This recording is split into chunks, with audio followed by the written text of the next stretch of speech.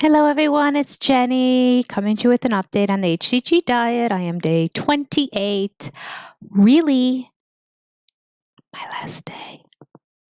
I think I did those days wrong. I think I'm going to have 2 more days on the diet, today and tomorrow, and then Wednesday, Thursday. Yeah, I'm going to have 2 more days. I wrote it on my chart incorrectly. I apologize. So this is the second to the last day on the diet with the hCG hormone, and then I will stay on the hCG diet, but eliminate the hCG hormone on my last 2/3 days that I'm on the diet. That third day I will be eating that evening. Yeah, so here we go.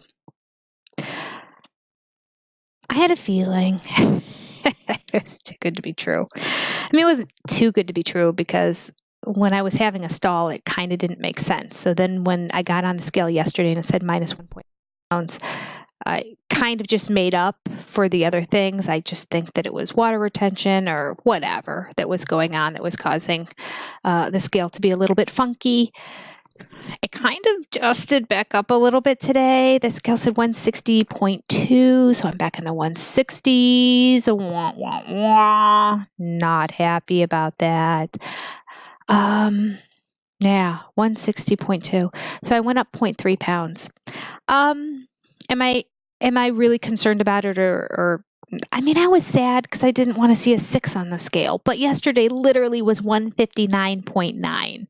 And with the fluctuations and variability in my weight, I mean, I kind of always knew in the back of my mind that it would sort of be a dream to continue to go back down and not have like a little bit of up because my scale kind of always does this as it goes down. I don't do a linear line down. So there's a couple things that are at play. I did have 2 turkey sausages last night, which were amazing. I wasn't really hungry. I didn't need to eat them. I just did. So a little disappointed in myself in that regard.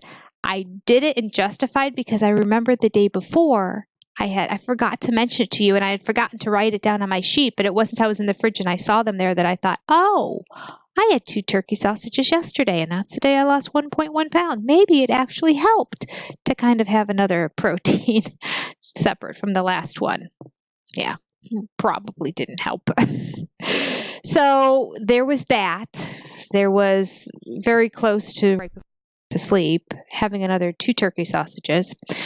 Again, I don't think everything is a direct correlation from what I ate the day before and what the scale says the next day, at least not for me, but it's not going to help with the overall weight loss, I don't believe. I don't think that it pushed the calories really over 500. So in that regard, I'm okay. And from what I've read in Dr. Simeon's protocol, if you don't want to eat all the calories, it's okay too, as long as you make sure you have your proteins and vegetables. So I didn't really need it to help me lose weight. Number 2, I cooked up chicken for myself, made it very healthy, and cooked a couple pieces for my son at the same time in the pan. So 2 pieces for me, 2 pieces for him. And then I thought, well, he doesn't really like broccoli and cauliflower and that, so I asked him if he wanted me to whip him up some cheesy potatoes.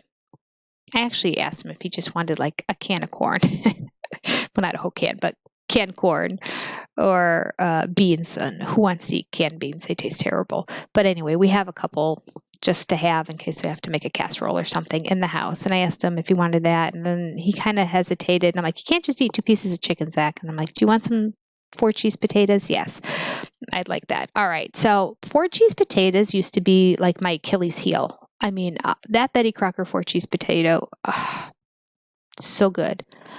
Idahoan brand makes it as well, which is good, but the Betty Crocker was always the best. They've reformulated their 4 cheese. They've changed the cheeses that are in there, and they have put one that smells more like stinky feet. I typically like most cheeses, but I don't like their truly, really stinky ones, and something is in there. I don't know what it is, but called them like the first time I had it because I thought something was wrong with the box. Then I opened another one and the same thing was happening. And then I noticed on the one box it says new improved formula. I'm like, oh no. So I called to complain, hoping that they would change the formula back. Like the more people that mention, listen, don't mess with a good thing. I mean, they're losing a lot of money from me because, boy, the cheesy potatoes that I have are from like 6 months ago. The packages are still sitting in my house. I normally would eat like a package every other day. I ate too much of them, way too much. So it's good. Thank you, Betty Crocker, for changing it up and making it taste horrible and smell like stinky feet. Because I can't eat it now. But I also make it with just water. I don't add the butter and the milk to it when I make it. So I made it the proper way for my son because I figured he's not going to eat it the other way. And he loved it. And he's like, no, this is great. So I had a whole bowl of it. And he went back and I came down later and like more than 3/4 of the bowl was gone. So I said, whoa, you really did like that, didn't you? And he's like, yeah, it's good. And then my husband came home later and he's like, what's up with the potatoes? And I said, they were Zachary's. Go ahead, finish them up. And he didn't. I mean, he meant to, but he was cooking up some of the extra broccoli because I remember I have a whole bag of just broccoli in the freezer from when my daughter from California was home over Christmas and had to have just broccoli. So he was eating the florets and it was just taking him forever. I don't know what was going on. He was snacking on something else first and the bowl just kept sitting there and I thought, well, I should try it and see what it tastes like now. So I took a little bite of it and I'm like, oh, it is pretty good now. And then I kind of walked away. Like I took a tiny little piece, literally. Like I picked it with my fingers, so it was small. I didn't like use a spoon or anything. I just took a little hunk and I'm like, oh, it's pretty good. And then afterwards, I'm like, still is a little bit of an aftertaste. I don't think I'm going to like it anymore. All right, fine. Hour and a half goes by. Those potatoes are still sitting there. I go by and I grab another little piece. And again, it was good instantly, and then the aftertaste wasn't so great. So I'm trying to cognizantly remember the aftertaste so that when I make it again for the boys in the house, that I don't cheat and sneak some. Plus, it had butter and milk in it. Now, literally, the 2 pieces that I took would not even equivalent a tablespoon worth of, but it's still a cheat. It's still adding fats and calories and carbs to my diet. I meant to, before doing this video, in fact, I do have to go to the bathroom. If I would have gone to the bathroom, I would have had this information for you. I thought, let me get this video done first before I run to the bathroom. I should have, because I brought out the keto sticks to pee on and see if you're still in ketosis or not. And I wanted to check and see. I can't imagine that little bit threw me out of ketosis, but it may have. I don't know. My keto sticks are very old. I got them years ago. So and they're not 100% accurate anyway, but they give you a good idea. If it's just the gauge that they have on there of like the 6 levels of red that the stick could turn into. I don't think it is very accurate anymore, but like if you're not in ketosis at all, or if you're strongly in ketosis, you will see a result on the stick, even though it's older. When they sit around for as long as mine sat around, even though they're in a sealed container, somehow moisture gets to them, so they all start to change colors right away. The stick usually is just pure white before you pee on it, and then you see the colors show up. So I can see a hint of colors on all of it. But like I say, it still works somewhat. And I was going to do that before the video and I forgot, so I apologize as I sit here feeling like, let's wrap this up because I have to go to the bathroom. All right, so 0.3 gain. There you go. I also did not go on the treadmill yesterday. I just had a million things to do for my retreat. I did them all day, just sat in my bed and I was cutting and pasting and making prize tags and making Chinese raffle bags for like 30 different bags and cutting all the pieces and printing out labels and cutting those and gluing them on. Like, I mean, it's just a lot of prep to do one of these retreats. I was doing all that. I also had to make all the agendas and get those all done on nice photos and then upload those to Send to get printed so they have a pretty photo agenda that's decorated with the whole list of what's happening for the weekend. That took some time. And then I had to send a really detailed email that I think had about 20 bullet points on it of all the details for the upcoming retreat: where to park, how to park, where to go in, how to handle breakfast, coupons, everything, where the room is located, power, heating, cooling, where you're sleeping. You name it. There's so many things that come up that there were 20 bullet points. That took time. So it was about 7 o'clock at night when I was done. I wasn't even done. I have a list. I maybe touched a quarter of the list of things I have to do this week over the course of the weekend.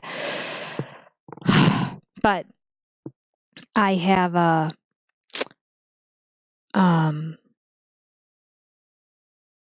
I completely lost my train of thought because all of a sudden I started thinking of a couple things that weren't on my list. Have you ever done that? Oh my gosh. Am I getting senile? What was I talking about? I was talking about the list. I was talking about things to do. Why it took so long to get it all done. Anyway, I didn't get on the treadmill. That's at least how the story started. Who knows what tangent I got off on. But I was busy all day.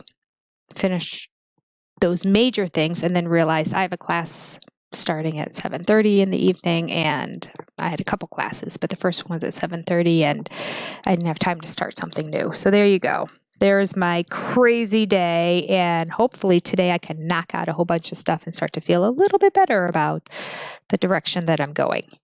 All right. A lot of chat for not saying a whole lot. What we're going to talk about today, briefly, I always say that, don't I? They will be brief. It's about vitamins and anemia, which is low iron, which you can then build back up from taking vitamins. So everywhere, every single site I've seen have all said, take a multivitamin every day when you're on this diet because of the severe restriction of calories and nutrients that you are taking in your body and you want to remain healthy. So take a multivitamin every day across the board. So I'm reading about it in the protocol, and Dr. Simeon says, do not do that. Isn't that interesting? I was shocked. I really was shocked. I'm like, what? So I'm going to read to you again, only like 3 or 4 sentences long. And then there's a sentence that just doesn't even make sense to me in there. But anyway, I will just read the parts that make sense to me. I could read the other part too. It's just the grammar, I think, of the translation from Italian to English, plus this being from the 1960s, that some of the words kind of don't make sense. And then they start talking about, anyway, let me just read to you. Let me just read to you what he says specifically, directly from Dr. Simeon's protocol, from Pounds and Inches, on vitamins and anemia. Excuse me, I kind of have the hiccups, so I apologize if I pause. It says, sooner or later, most patients express a fear that they may be running out of vitamins or that the restricted diet may take them anemic. May make them anemic. That makes more sense. On this score, the physician can confidently relieve the apprehension by explaining that every time they lose a pound of fatty tissue, which they do almost daily, unless you're me, only the actual fat is burned up. All the vitamins, the proteins, and the blood and minerals which this tissue contains in abundance are fed back into the body. Okay, here's the part that one brief sentence that didn't make sense, but I'll read it. Actually, a low blood count, not due to any serious disorder of the blood forming tissues, improves during treatment. And we have never encountered a significant protein deficiency nor signs of a lack of vitamins in patients who are dieting regularly. All right.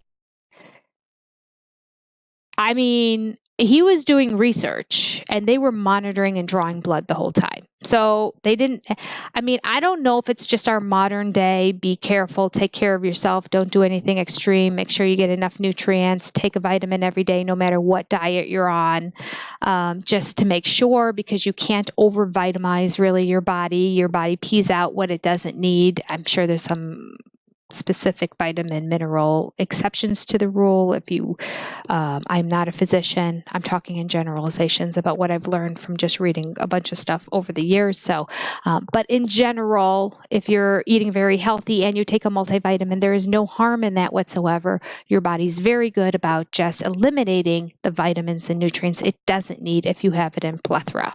The amount you need in vitamins and nutrients to truly cause harm to your body is so significantly high that you would have to be like popping tons of pills every day to try to make that kind of an impact. So 1 vitamin a day is never going to do any harm.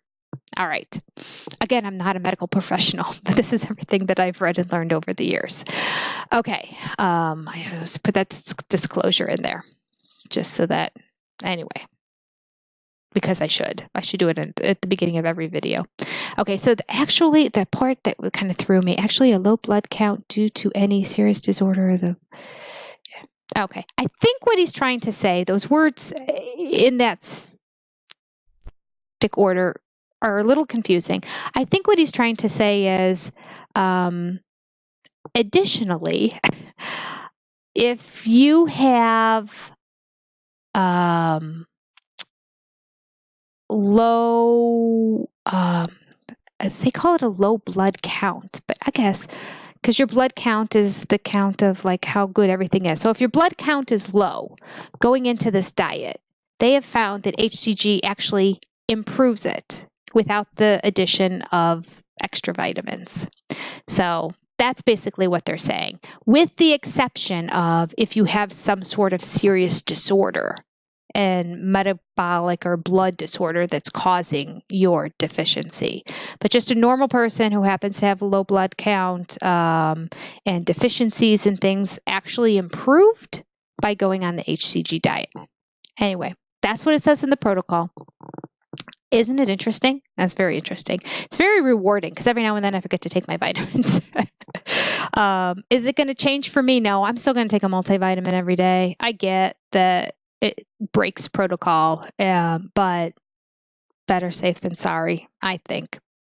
Yeah, better safe than sorry. Why not, right?